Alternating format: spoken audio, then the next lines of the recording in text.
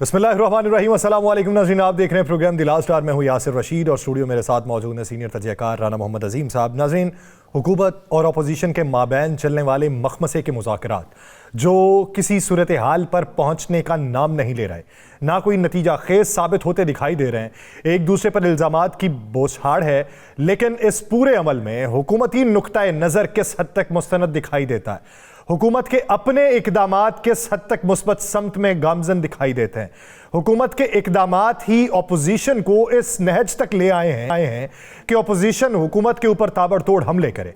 क्या हुकूमत खुद ये चाह रही है कि उसके नज़दीक होने वाले मुज़ाकरात जो हैं वो बग़ैर नतीजा ख़त्म हो जाएं और जिस पर उनके लिए एक सियासी तौर पर रास्ता दिखाई दे, जिस पे एक नया बयानिया कायम किया जा सके।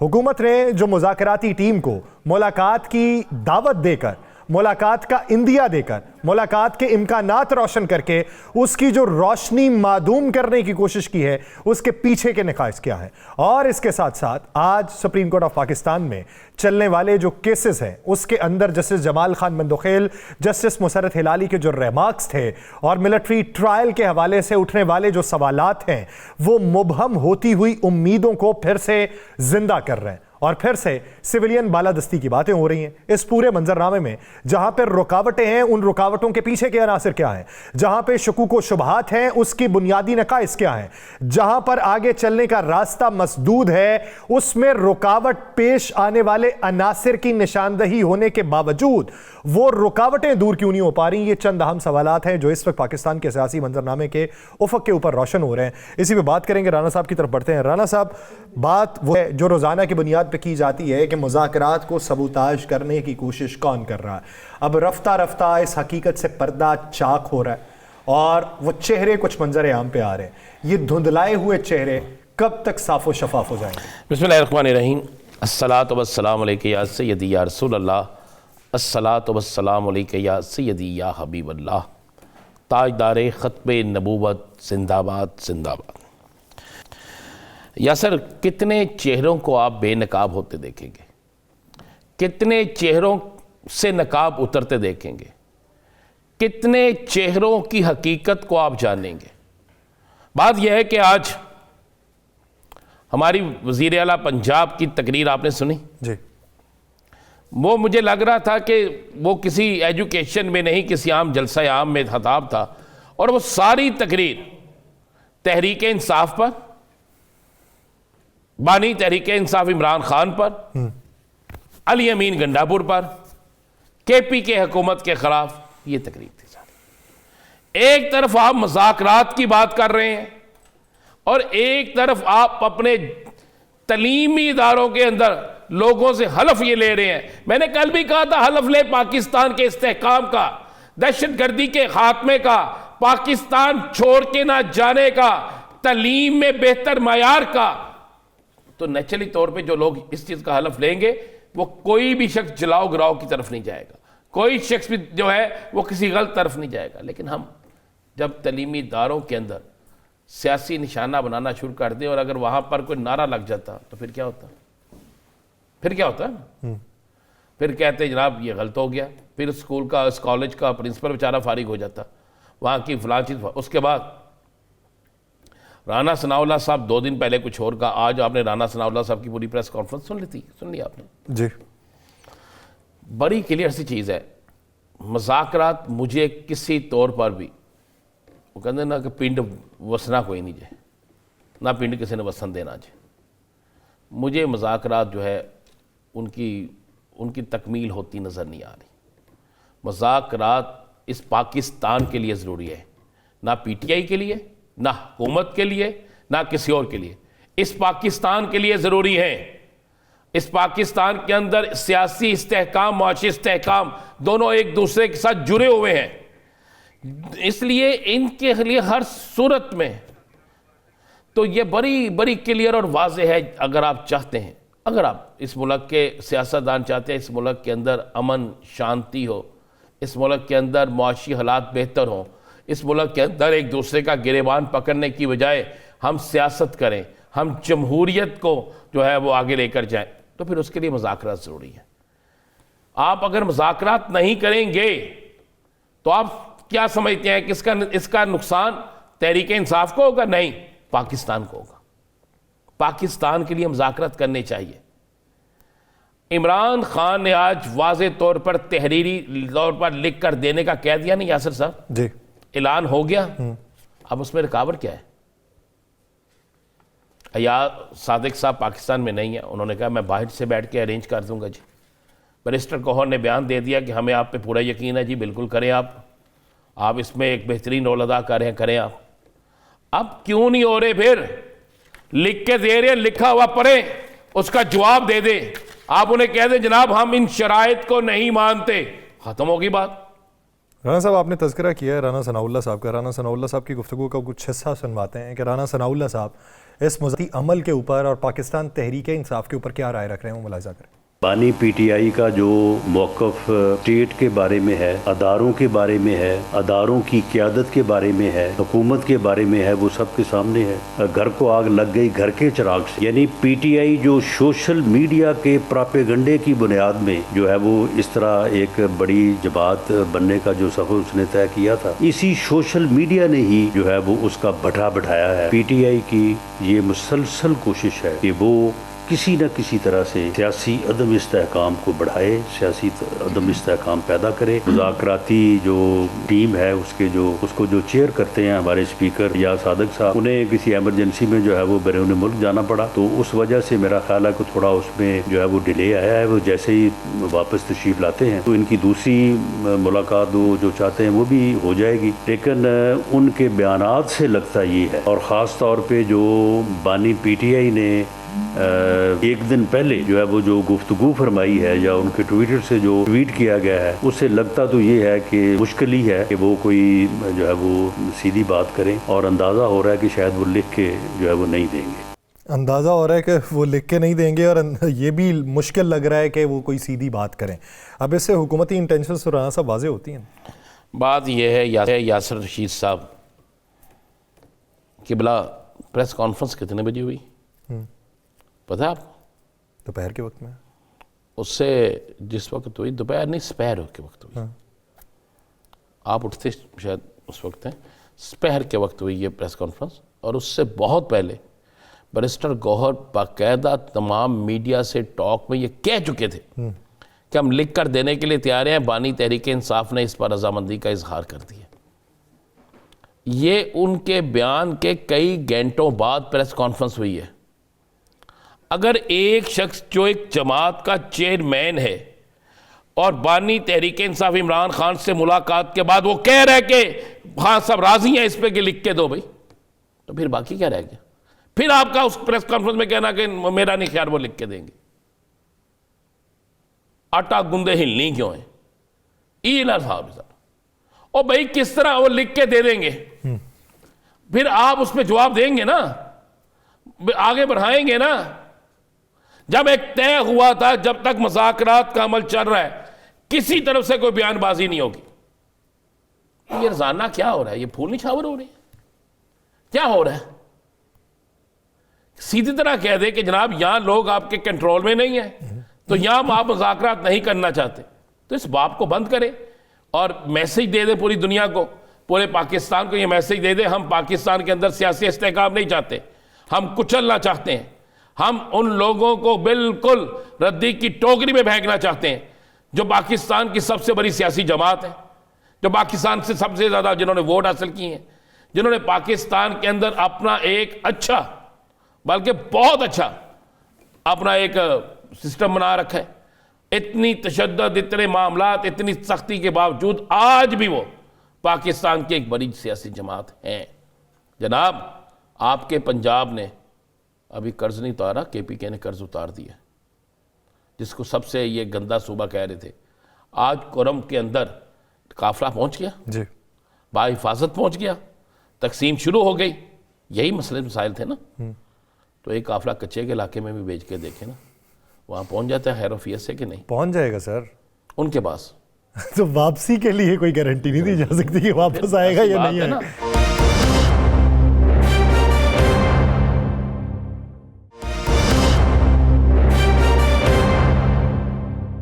हम लोग यहाँ बैठ के मैं हैरान था आज एक ट्वीट मैंने देखा, बड़े सीनियर, मैं तो सीखता हूँ उनसे, लेकिन आज मुझे अफसोस हुआ। उन्होंने कहा जी पंजाब में मुस्लिम लीग कानून के हालात 8 फरवरी से बिल्कुल तब्दील हो गया, अवाम उनके साथ हो गया। तो करें ओपन जलसे यार, मत पाबंद करें बैठे हुए लोगों के दरमियान में। हर बच्चे को ये मत कहें कि अगर तुम में से किसी ने सवाल किया, कोई बोला, तो अगला सेशन उसका नहीं है, कल कॉलेज में वो नहीं है।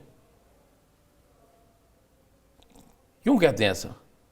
ओपन जलसे करें, उनको भी जलसे करने दें, सियासी लोगों को सियासी इज्तिमात करने दें। ज़रा साहब एक और मज़े की बात यह है कि राना सनाउल्लाह साहब ने आज कहा है कि अयाज सादिक साहब बाहर हैं, वापस आएंगे तो मुलाकात भी हो जाएगी पहली जो करवाई। अयाज सादिक साहब ने कहा कि इमरान खान से पीटीआई की मुज़ाकराती टीम की मुलाकात करवाना ना तो मेरा मैंडेट है ना मेरी जिम्मेदारी है। तो अब ये करवानी किसने? मैंने कल आपसे एक बात कही थी और आज वो बात शेर रशीद ने भी कही है कि जो मुलाकात नहीं करा सकते, मुज़ाकरात का क्या नतीजा निकलेगा? मुज़ाकरात का क्या नतीजा निकलेगा? लेकिन हम दुआ गो हैं कि ये मुज़ाकरात हों और ये मुज़ाकरात कामयाब हों, क्योंकि ये मुल्क के लिए बड़े ज़रूरी है। आप जहन में रखिएगा, आज हमारे वज़ीर आज़म साहब ने कहा है कि कोई बड़ी सरमायाकारी पाकिस्तान नहीं आ रही। यही बात कही है ना, ये बात कही है ना, कुछ और बात तो नहीं कही। मैं कहा शायद मुझसे गलती ना हो जाए, मैं आपसे डरता हूँ ना कि कोई हुक्मरान जमात के मतलब कोई ऐसी बात मेरे से गलत निकल जाए तो आप बुरा मना जाते हैं। यही बात कही है ना उन्होंने कि यहाँ पे कोई अभी बड़ी सरमायाकारी नहीं आ रही, इसलिए कि यहाँ पे टैक्स बहुत है, एक्साइज ड्यूटी बहुत है। अब मेरे वज़ीर आज़म जो कहते हैं मुझे तो उस बात को मानना पड़ेगा ना। फिर जो लोग बाकी कहते हैं जनाब इस मुल्क में बहुत सरमायाकारी आ रही है, बल्ले बल्ले हो रहे हैं, ऐना कुछ होने जा रहे हैं, फिर वो यहाँ वज़ीर आज़म सब सच्चे हैं या वो सच्चे हैं? कौन सच्चा उन दोनों में से? मैं तो सोच रहा था कि शायद आज आप ये भी कटवा के रखते एक उनकी तकरीर के इन अल्फाज को भी।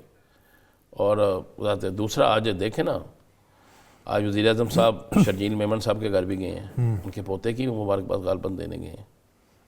तो कल यहाँ पे मंदो खेल साहब कह रहे थे कि हम तो नहीं किसी सूरत में भी, ये हमारे पानी का मसला है, फलां मसला है, हल हो गया मसला। बादिन नज़र में तो सारी चीज़ें हल हो गई। तस्फिये, तज्जिए या मुशावरतें मुकम्मल कर ली हैं उन्होंने, कल नहीं है। चलिए अच्छी बात है, फिर तो अल्लाह करे पीपल्स पार्टी का कोई रहनुमा आए प्रोग्राम में तो उससे भी पूछें। अगर वाकई कल नहीं है तो इससे अच्छी बात ही कोई नहीं है। सर एक और सियासी इस्तेहकाम आना चाहिए, पीपल्स पार्टी के साथ भी आना चाहिए, और चले नून लीग और पीपल्स पार्टी के आपस में सियासी इस्तेहकाम बना दें। छोड़ते हैं बाकी जमातों को, तो आप मानते ही नहीं ना। अच्छा साहब आपको याद है कि उस वक्त जो स्टेटस था मियां नवाज शरीफ साहब का जब वो बरतानिया में थे, क्या था? मुजरिम का ही था, जी बिल्कुल परोल के ऊपर गए हुए थे जी। तलाल चौधरी 50 रुपए के स्टाम्प पे। अच्छा क्यों नहीं कहते आप? अच्छा उस वक्त जज साहब कहते थे कि आप गारंटी दे दें, गारंटी दे दें कि ये कल तक जिंदा रहेंगे। यही लफ्ज़ है ना, इनकी ज़िंदगी की गारंटी दे दें, हाँ जी, कल तक या बरसों तक या चौथ कि दे सकता कोई किसी की? एक लम्हे की नहीं दे सकता। अच्छा ये उसी पे पीडीएम की गवर्नमेंट बनाने से पहले सियासी तौर पे मुशावरतें उन्हीं से जाके होती रहीं। तो होर तायदे पुत्तर नाल होंदी सी। तलाल चौधरी साहब कहते हैं ऐसी मुलाकात किसी कैदी या मुजरिम से नहीं हो सकती जिसमें आज़ादाना माहौल फराहम किया जाए। वो की सी, वो क्या था मुझे बता देना। क्या आपको नहीं पता था मुल्क का, पाकिस्तान का वजीर आजम उस वक्त उस शख्स से मिलने जा रहा था जो पाकिस्तान की अदालतों को मतलूब था? क्या ऐसा नहीं होता था? पाकिस्तान के सियासतदान वज़रा उनको मिलने जाते थे जो पाकिस्तान की अदालतों को मतलूब थे। ऐसा नहीं था, एक नहीं 3-3 4-4 लोग थे जो मतलूब थे। तो नहीं मिलता। वो है ना, मजनू जो करे दिल इंसान की हकीकत, उस शौक़ ये गुफ्तार पे तनकीद का हक है। मैं शकायात नहीं करता, याद दिलाता हूँ कि भूले हुए इकरार पे तनकीद का हक है। ये तलाल जो सबको भेज दीजिएगा, ज़रा उन्हें ज़रा दिखा दीजिएगा ना, ताकि उन्हें पता चल जाए कि वाकई दुरुस्त बात है। अगर एक शख्स सज़ा याफ्ता है, मतलूब है, तो फिर मतलूब शख्स के पास जाके मशवरा नहीं करना चाहिए। भाई वो तो किसी और तलब की गर्ज से उसके पास नहीं जाना चाहिए। तो वो तो इमरान खान तो मतलूब ही नहीं है, वो तो जेल में है, अपने मुकदमात का सामना कर रहा है। जिन केसों में सजा हुई थी सब ख़त्म हो गई है सजा, अभी वो हवालाती है, ठीक है ना। अभी आपने उसका जुर्म साबित करना है। उसे जुर्म साबित करने के बाद अगर तो वो मफरूर होता, वो भी जाके किसी और मुल्क में बैठा होता, पाकिस्तान की अदालतों को मतलूब होता तो आप कहते भाई इसके बिल्कुल इसके साथ मिलने वाले पर भी FIR दर्ज होनी चाहिए। कानून कहता है, ये मैं नहीं कहता। सहूलतकारी करने वाला है जी, वो, मैं basically कह रहा हूँ तो 109 होनी चाहिए या कोई और जो भी दफा बनती है उसके तहत मुकदमा दर्ज होना चाहिए। नहीं हुआ। आपने तो यहां तक खुली इजाजत दी हुई है कि जो मर्जी करो। जब आप किसी को नवाजने पे आते हैं तो इस तरह नवाज देते हैं कि नवाज भी नवाजने को कहता यार इतना नवाज दिया, नवाज भी देख रहा होता है कि यार इतना नवाज दिया। और जब आप नहीं किसी को नवाजने पे आते तो फिर आप जिस तरह चाहे उसमें करते हैं, फिर ऐसी कौन सी बात। अब सवाल ये है कि जुडिशल कमीशन बनेगा या माफीनामा होगा। दूसरा सवाल ये है कि मिलिट्री ट्रायल के हवाले से जो सुप्रीम कोर्ट के अंदर समाअत इस वक्त जारी है, उस समाअत से क्या नतीजा अखज़ किया जा सकता है? हाँ, हम फैसले तक तो नहीं पहुंच सकते और फैसले के बारे में बात भी नहीं कर सकते। अब तक की जो गुफ्तगू शुनीद है उसके बारे में बात की जाएगी और फिर मुस्तकबिल करीब के अंदर वो जो केसेस जिनकी बुनियाद के ऊपर पाकिस्तान तहरीक इंसाफ या अपोजिशन का इत्तेहाद जो है वो इस ज़िमन के अंदर हुकूमत के सामने अपनी मारूज़ात को पेश कर रहा है कि अगर सिस्टमेटिकली यानी कानून के मुताबिक किसी की रिहाई मुमकिन होती है तो बतौर हुकूमत और बतौर अपोजिशन कोई भी असरअंदाज होने की कोशिश नहीं करेगा। ना उस पर यह कहा जाएगा कि खिलाफ कानून इनको रिहाई दें और ना यह किया जाएगा कि खिलाफ कानून उनकी रिहाई के बाद उनकी पकड़ अमल में लाई जा सके। तो इस मंजरनामे में जो पेचीदा निकात हैं उनके ऊपर बात की जाएगी। मारूफ कानूनदान आबिद ज़ुबैरी साहब ने हमें ज्वाइन किया। आबिद ज़ुबैरी साहब, बहुत शुक्रिया आपके वक्त का। आबिद ज़ुबैरी साहब, सबसे पहले तो सर ये बात बताइए, आपके सोर्सेस क्या कहते हैं कि इन रिटन क्या जो सिफारिशात तैयार की गई हैं मुतालबात की सूरत में पाकिस्तान तहरीक इंसाफ की, वो तवील तरीन है या मुख्तसर और जामे है? बिस्मिल्लाहिर्रहमानिर्रहीम। देखिए, मुझे इनका नहीं पता कि वो है, लेकिन जैसे आपकी बातें अभी सुन रहा था मैं कि उन्होंने अब तहरीरी तौर पे दे दिया है, तो उनकी मेन डिमांड्स तो यही होंगी कि जो उनको जिस तरह से उनके खिलाफ एक्शन हुआ है वो ना किया जाए और उनको कानूनी तौर पे और देखा जाए जो इनके खिलाफ केसेस बने। देखिए, सरकार के पास बड़ा इख्तियार होता है। ये जो इन पे इमरान खान या उनकी जमात पे और उनके लोगों पे जो केसेस बने हैं वो सरकार नहीं बनाए, उनकी मुद्दत में ज्यादातर केसेस दर्ज हुए हैं। तो वो सरकार अगर देखे और खुद समझती है कि ये अगर सिर्फ सियासी नौयत के हैं तो फिर उनको वापस भी ले सकती है। अगर कोई केस में सजा भी हो चुकी होती है तो उसके जो अपील है उसके अंदर कंसीड भी कर सकती है। तो ये सारी चीजें सरकार के हाथ में पड़ी होती है। देखिए, सारा बर्डन जो होता है वो सरकार पे होता है। अब जो एक ऑपोजिशन पार्टी है जो वैसे भी अतात के अंदर है और उसको हर तरफ से उस पर मुख्तलिफ केसों में उसको घेर लिया गया है और उनको मुख्तलिफ लोगों को सजाएं भी हो गई हैं, तो उस पर इतना वो उसके पास ऑप्शन इतने नहीं होते। लेकिन उनको जो हुकूमत होती है उसको ये भी देखना चाहिए, उनको असलियत तो सबको मालूम होती है ना। जैसे आपका एक केस चल रहा होता है कोर्ट में तो दोनों बुकला को मालूम होता है सच क्या होता है। ट्रायल पे तो जज होता है कि वो इस नतीजे पहुंचता है कि कौन सच बोल रहा है और कौन नहीं बोल रहा। तो यहाँ भी देखिए, उन सबको मालूम है कि इन जो केसेस उनके खिलाफ बनाए गए उसकी असलियत क्या है। सबको मालूम है कि कौन। आबद ज़ुबैरी साहब, आपने कहा कि ट्रायल वकला को पता होता है लेकिन फैसला जज ने करना होता है। अल्लाह करे ऐसे ही हो कि फैसला जज साहब ही करें। मेरी भी ये ख्वाहिश है, हमारी बल्कि पूरी कौम की ख्वाहिश है कि फैसला जज साहब ही करें। एक तो मुझे ये बता दें क्या पाकिस्तान के अंदर कोई ऐसा, आपने आज से पहले कोई ऐसा केस देखा कि जिसके महफूज फैसले को 2 दफ़ा तारीख आगे दे दी जाए और उस फैसले की तारीख आगे जाने का इल्म पूरी दुनिया को 4 से 5 दिन पहले हो जाए? देखिए, ये तो बड़ी एक आम चीज होती है। जज उम्मन तारीख देते हैं फैसला सुनाने का, लेकिन बाज दफा वो नहीं लिख के लाते या वो फिर तारीख दे देते हैं। तो इसमें ये आम बात है, कोई इसमें ऐसी बात नहीं। लेकिन हाँ, ये उस तारीख से पहले पता चल जाना कि वो जज साहब उस तारीख जो उन्होंने दी हुई है फैसला सुनाने की वो नहीं सुनाएंगे, ये हैरान कुन बात है। और नेचुरली जो लोग सारी चीजें उनको पता है वो शायद वो ज्यादा बेहतर जानते होंगे। देखिए, आपने भी बात की कि बड़ी आपकी बात से बिल्कुल मुतफिक हूं कि हम सब उम्मीद करते हैं कि जज फैसला करे, लेकिन हमारी यहाँ आपने देखा 26वीं आईनी तरमीम और मुख्तलिफ हर तरह से ये कॉन्स्टिट्यूशनल बेंचेस बना देना और अपनी जुडिशल कमीशन में एग्जेक्टिव और पार्लियामेंट्री की executive master of the roster भी अब एग्जेक्टिव हो गई है। वो डिसाइड करते हैं कि उनके खिलाफ जो केसेस है वो कौन सा जज सुनेगा कौन सा नहीं सुनेगा। तो आप देखिए, हमारे यहाँ तो मेरे ख्याल से आज़ाद अदलिया तो बहुत मुश्किल में हम लोग आ गए हैं कि आजाद अदलिया का कॉन्सेप्ट तो ही नहीं, जिसके लिए हम जद्दोजहद कर रहे हैं। और देखिए हमारा जो 26वीं आईनी तरमीम को चैलेंज करने का केस है, उसमें आज तक तारीख नहीं लगी है, क्योंकि वो जो एक ही बेंच बनी हुई है, कॉन्स्टिट्यूशनल बेंच, उसी के सामने शायद वो लगना, जबकि हमने फुल कोर्ट की एप्लीकेशन दी हुई है और वो अभी मिलिट्री कोर्ट्स के केस सुन रही है।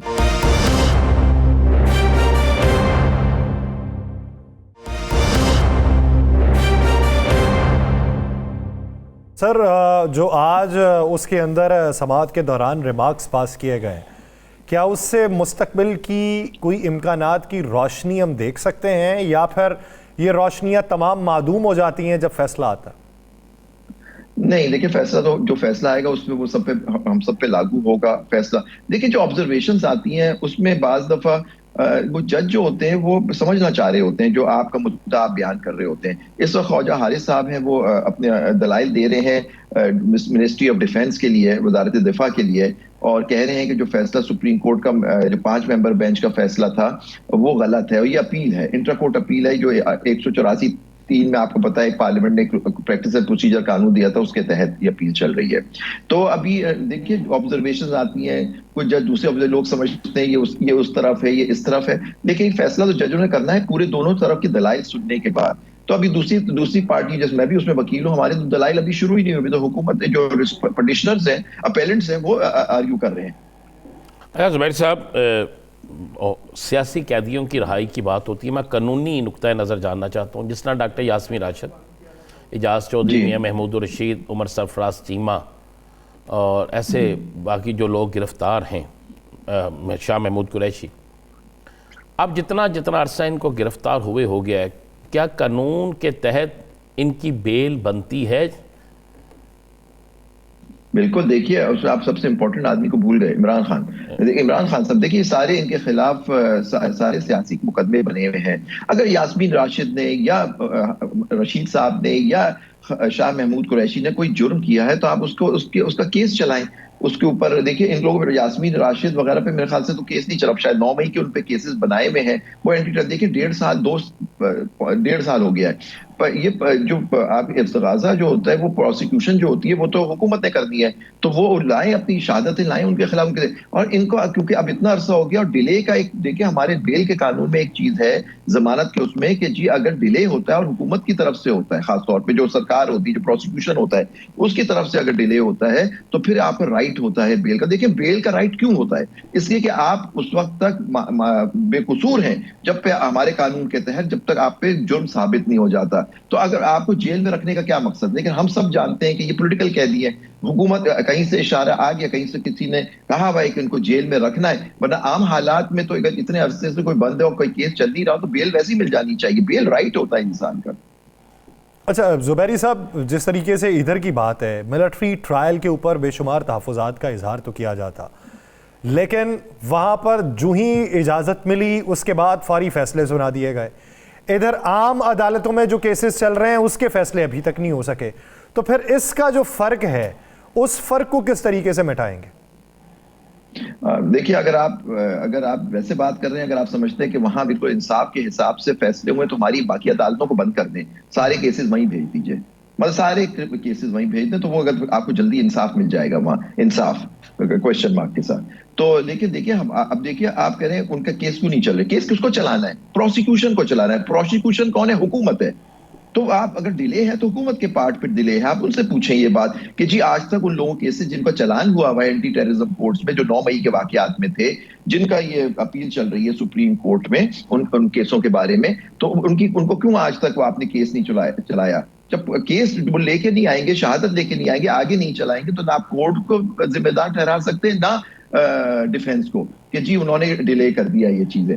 तो और देखिए हमेशा हमारा एक व्यू है कि, और वकला का कि अक्सर ये तो वकला का व्यू है कि मिलिट्री कोर्ट्स के अंदर जो केस सिविलियन का ट्रायल होना ही नहीं चाहिए। Military court should be for the military, members of the military और पीपल एसोसिएटेड जो उनके यहाँ काम करते हैं, जो उसके डिसिप्लिन फोर्स के अंदर उनके डिसिप्लिन में आते हैं।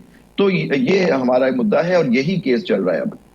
अच्छा, अगर सुप्रीम कोर्ट ये फैसला दे देती है कि वो केस मिलिट्री कोर्ट में सिविलियन के हवाले से भी कोई कैटेगरी बन जाती है कि जिस तरह पेशावर के स्कूल पे हमला हुआ था, वैसे कोई मामला हों तो उसे बिल्कुल ले जाएं आप, लेकिन बाकी मामलात में आप नहीं ले जा सकते, जिसका आज मुसर्रत खलाली साहब ने भी थोड़ा सा जिक्र किया, जिसका आज बाकी लोगों ने भी जिक्र किया।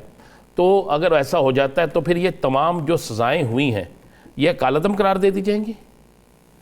जी बिल्कुल, ये कलअदम हो जाएंगी, क्योंकि मैं समझता हूँ, देखिए ये भी मशरूत इनको इजाजत दी थी सुप्रीम कोर्ट ने सजाएं सुनाने की, क्योंकि वहां कुछ खासतौर पे हफीजुल्लाह नियाज़ी साहब खड़े हो जाते हैं कि उनके बेटे के जी वो आप सुना दें। देखिए हम समझते हैं कि जजमेंट्स को नहीं सुना चाहिए था, लेकिन नेचुरली वो बाप हैं और लोग भी हैं, कम से कम वहां से उनको सजा हो गई, तो अब वो सिविलियन जेलों में आ गए हैं, लेकिन वहां भी उनको शिकायत की, आज भी कर रहे थे, पिछली तारीख को भी कर रहे थे हफीजुल्लाह नियाज़ी साहब, तो इसलिए हम खामोश रह गए कि नेचुरली वो बाप है, हम क्या बोले उसके आगे।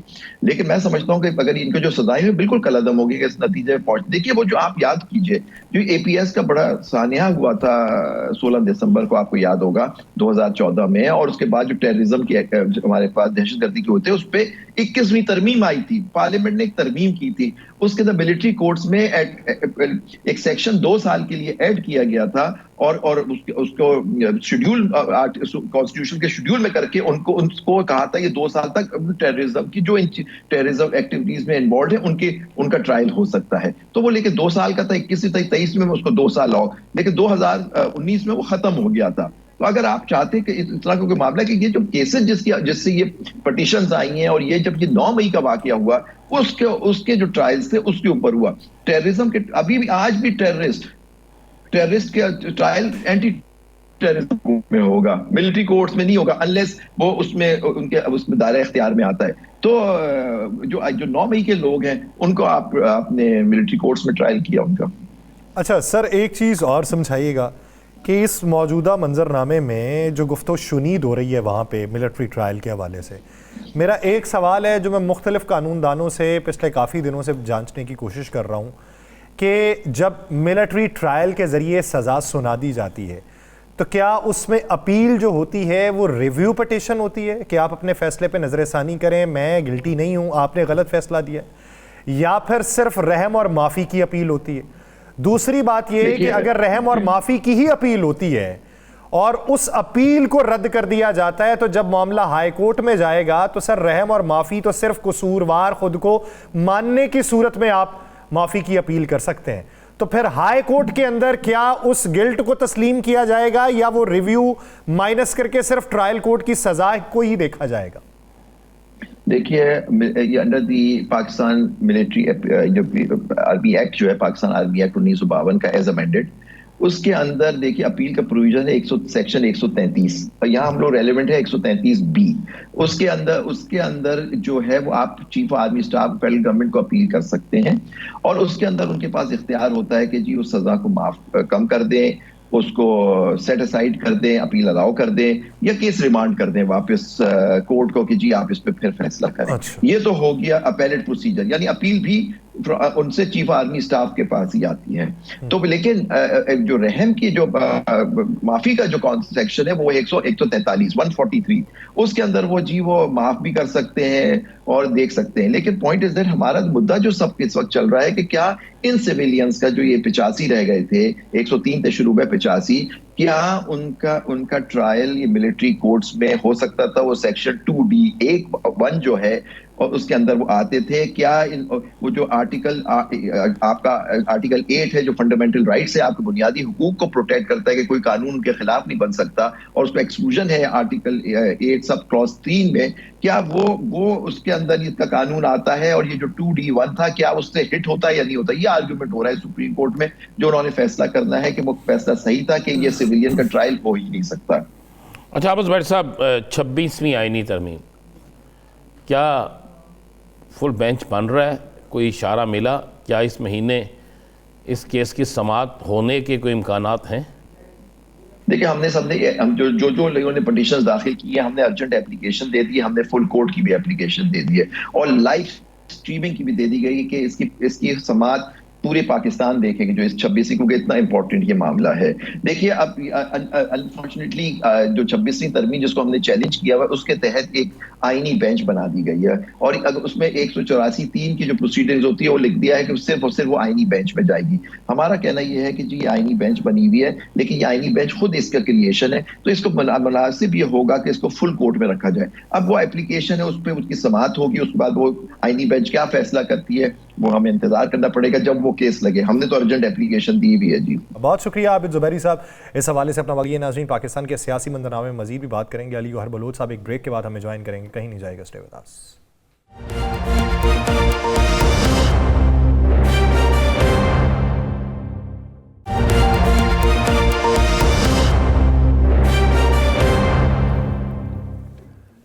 ब्रेक के बाद खुशामदीद नाज़रीन, सवाल ये है कि ये जो मुज़ाकरात में तातुल है, बकौल राना सनाउल्लाह साहब, अयाज सादिक साहब के बैरून मुल्क होने की वजह से ये तातुल आया है, लेकिन अयाज सादिक साहब ने यह भी पैगाम भिजवाया है कि मैं अरेंज करवा सकता हूँ फिर भी मीटिंग, लेकिन वो जो मुलाकात जेल के अंदर बानी पाकिस्तान तहरीक इंसाफ से होना थी, उसके होने में जो रुकावटें हैं उसकी तौजीहात मंजर आम पे नहीं आ सकी कि वो रुकावटें क्या हैं।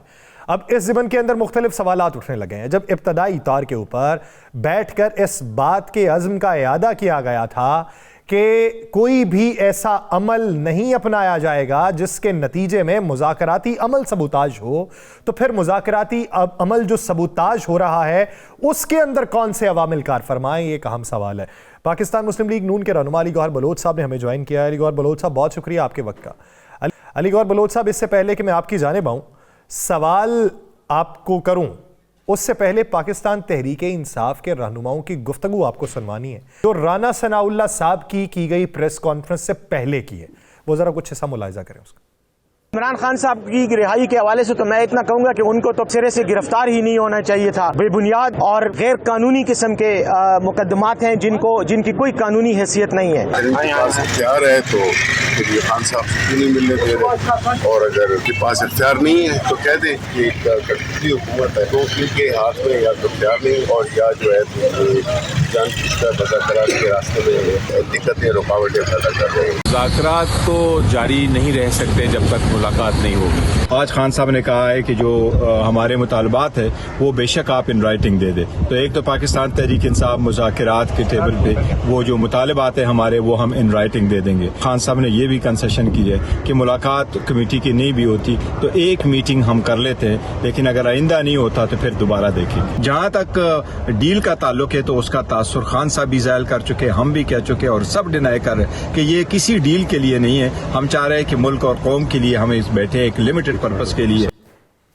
अली गौहर बलोच साहब, गुफ्तगू आपने सुनी है और इस गुफ्तगू के बाद जाके कहीं राना सनाउल्लाह साहब ने प्रेस कॉन्फ्रेंस की जिसमें उन्हें यह शायबा लगा कि इन रिटर्न जो है वो पाकिस्तान तहरीक इंसाफ नहीं देगी, और फिर ये भी लगा कि जो मुलाकात है वो कुछ अरसे तक हो जाएगी।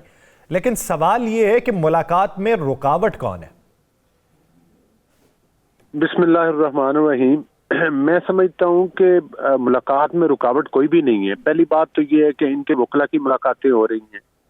दूसरा ये है कि इनके दिगर लोगों की भी पिछले 2-3 दिन में मुलाकातें हुई हैं, और जो ये लोग हैं इनमें से भी कुछ लोगों की पहले मुलाकातें हुई हैं। अगर तो कोई बानी पीटीआई ने अपना कोई पैगाम भेजना हो या मुज़ाकराती कमेटी के साथ कोई डायरेक्शन देनी हो, तो वो जो वकला आ रहे हैं वो बेहतर सोच है कि वो उन लोगों को जाकर बता सकते हैं। और शायद हो सकता है, ये भी बात दुरुस्त है कि कोई मुस्तकबिल करीब में कोई मुलाकात हो भी जाए, लेकिन सूरत हाल ये है जो अभी आपने इंट्रो में बात सुनवाई, मुझे उससे साफ लगता है एक सियासी कारकुन की हैसियत से कि ये लोग जो गुफ्तगू कर रहे हैं इनका बुनियादी मकसद यही है कि ये बाहर सियासत कर रहे हैं, आकर अपनी पॉइंट स्कोरिंग कर रहे हैं, और जाहिर है कि जब मुज़ाकरात की टेबल पे जाते हैं तो इनकी डिमांड्स और होती हैं। और जाहिर है कि जिस तरह से राना सनाउल्लाह साहब ने भी अपनी गुफ्तगू में कहा कि इतने लोग हुकूमत में बैठे हैं मुज़ाकरात के लिए, इतनी कसीर तादाद में इनकी पार्टी की तरफ से लोग हैं, और अगर इस तरह ये सियासी गुफ्तगू करेंगे तो एक एक आदमी की बात खत्म नहीं होगी। हर मीटिंग से पहले उसका एक एजेंडा होता है, एजेंडा पॉइंट्स होते हैं कि इन टॉपिक्स पे बात होगी। तो इनको अपना वो बातें, वो चीजें क्लियर कर देनी चाहिए रिटर्न में दे के कि ये हमारे जनाब 5 मुतालबात हैं, 4 मुतालबात हैं, 6 मुतालबात हैं, इन इश्यूज के ऊपर हम गुफ्तगू करना चाहते हैं।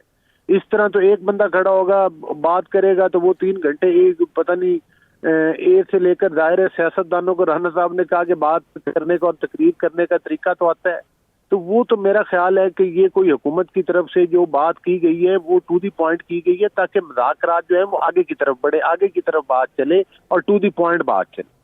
और जाहिर है कि मतलब है उसके बाद की हुकूमत के पास भी लिमिटेशंस हैं कि वो मतलब है उन्हीं चीज़ों के ऊपर जो इनकी तरफ से डिमांड्स होंगी आइन और कानून के दायरे में रहते हुए हम तो चाहते हैं कि कोई इसके पॉजिटिव नतीजे निकल आए, लेकिन मेरा ख्याल है कि उसकी जो खान साहब की ट्वीट्स हैं उससे तो लगता है कि वो खुद भी मुज़ाकरात में सिंसियर नहीं है जिस तरह का वो गुफ्तगू फरमा रहे हैं ट्वीट्स के जरिए। अली गौहर बुल्लक साहब, मैंने चूँकि ट्वीट्स मैंने देखी नहीं, मेरी नज़र से नहीं गुजरी, वो क्या ट्वीट्स है ताकि हम उस पर बात भी कर सकें और देखें वाकई उस ट्वीट में कोई गलत क्या चीज़ थी।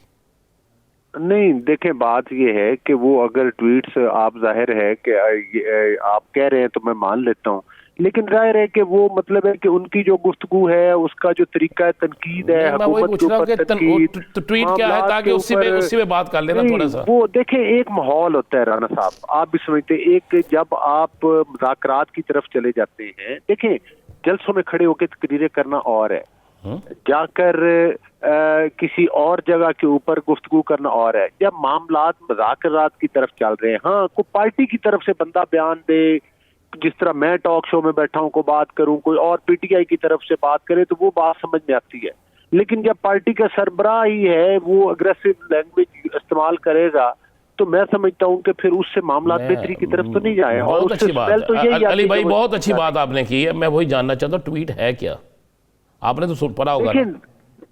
बिल्कुल उन्होंने उसमें तनकीद की है, उसमें आप उसकी आप ट्वीट निकालें ना, ट्वीट से उनको देखें, उन्होंने रियासत के ऊपर भी तनकीद की है, उन्होंने हुकूमत के ऊपर भी तनकीद की है, आप उनको निकाल के देखें उसकी गुफ्तगू, उनका लबो लहजा।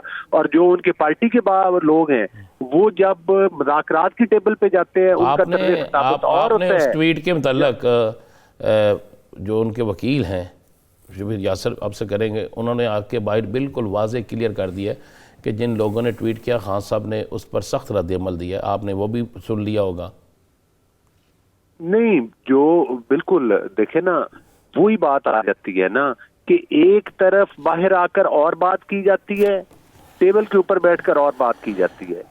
मुझे ये बताएं कि अगर ये अपना चार्टर ऑफ डिमांड रिटर्न देंगे वो क्यों नहीं दे रहे, वो बड़ी क्लियर बात है, क्योंकि वो मुज़ाकरात के अंदर उनके मुतालबात और हैं और बाहर आकर सियासत चमकाने के लिए, पॉइंट स्कोरिंग करने के लिए वो गुफ्तगू और करते हैं। सर सवाल ये ठीक आपने मुलाकात ये वक्त सियासत चमकाने का नहीं है, वो वक्त है जब बात संजीदगी से की जाए। जब देखे ना इन्होंने 9 मई के वाकयात भी करके देख लिए, इस्लामाबाद के ऊपर चढ़ाइयां करके भी देख ली, इंतशार की सियासत करके भी देख लिया। अब असल चीज तो ये है कि इन्होंने एक इम्पैक्ट देना था कि अब हम आइंदा इंतशार की सियासत छोड़ के पुरअमन रास्ता जो है वो अपनाना चाहते हैं। ये कल तक ये कहते रहे कि हम सिर्फ स्टैब्लिशमेंट से बात करेंगे, हम इन्हें उस वक्त भी कहते थे कि भाई आप सियासी दायरे के अंदर आए, सियासी पार्टी के साथ बैठ के बात करें, सियासी पार्टीज के साथ आप बैठ के बात करेंगे तो आप पॉलिटिकल दायरे के अंदर अच्छा ठीक, मैं अली गौहर बलोच साहब आपकी बात से इत्तफाक करता हूं कि जो मुज़ाकराती अमल के दौरान की गई बात या वादे वईद हैं उसके ऊपर अमल होना चाहिए और दोनों अतराफ से मौक़िफ़ एक होना चाहिए। जब हुकूमत ये कह रही है कि ठीक है हम सिद्के दिल के साथ इनके साथ बैठे हैं और माजी की कदूरतों को एक साइड पे कर दिया है, तो फिर बाहर बयानात और नहीं होने चाहिए। सर आपने बहुत अच्छी बात की कि पाकिस्तान तहरीक इंसाफ के रहनुमा जो हैं वो बयानों के अंदर बटे हुए हैं। मरियम नवाज साहिबा कहती हैं जिसके अपने बच्चे बाहर हों वो दूसरों के बच्चों को कहता है जलाओ घेराव करो। मुज़ाकराती कमेटी ने कहा जब आप कहेंगे मुलाकात करवाई जाएगी। तलाल चौधरी साहब कहते हैं ऐसी मुलाकात किसी कैदी या मुजरिम से नहीं हो सकती जहां मर्जी का माहौल फराहम किया जाए।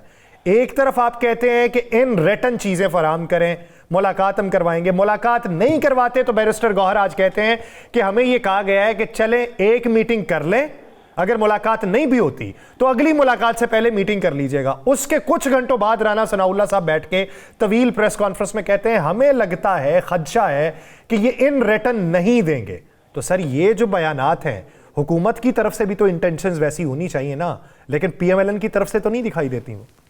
देखिए, मैं आज राना साहब की जो मीडिया टॉक है उससे पहले मैं उनका एक क्लिप देख रहा था, आपकी शायद नजर से गुजरा हो, और वो मेरा ख्याल है कि उस वक्त वो कमेटी रूम के अंदर ही खड़े थे उस मीटिंग के खत्म होने के बाद। मैं समझता हूँ कि राना साहब ने बिल्कुल साबित किया कि वो एक मंजिल सियासतदान है और बुलवार इंसान है। हालांकि राना साहब के साथ जाती तौर पर जो कुछ हुआ है वो किसी के साथ ढका छुपा बने, इसके बावजूद वो अली अमीन गंडापुर और दीगर लोगों की जो गुफ्तगू थी उसको भी वो पॉजिटिव करार दे रहे थे कि उन्होंने एक अच्छी गुफ्तगू की है, और साथ ही साथ वो जो है वो PTI को भी उसके प्रॉपर एक जाहिर है कि एक जो मजहब तरीका होता है सियासतदानों का उनको मुखातिब करने का वो मजहब तरीका था। तो मेरा ख्याल है कि राना साहब तो इस सारे मामले में एक ब्रिज का किरदार अदा कर सकते हैं। बहुत शुक्रिया अली गौहर बलूच साहब अपना वक्त देने के लिए। नाज़रीन, प्रोग्राम का वक्त खत्म हो जाता है, मुझे और राना साहब को दीजिए इजाज़त। अपना बहुत सा ख्याल रखिएगा। अल्लाह निगहबान।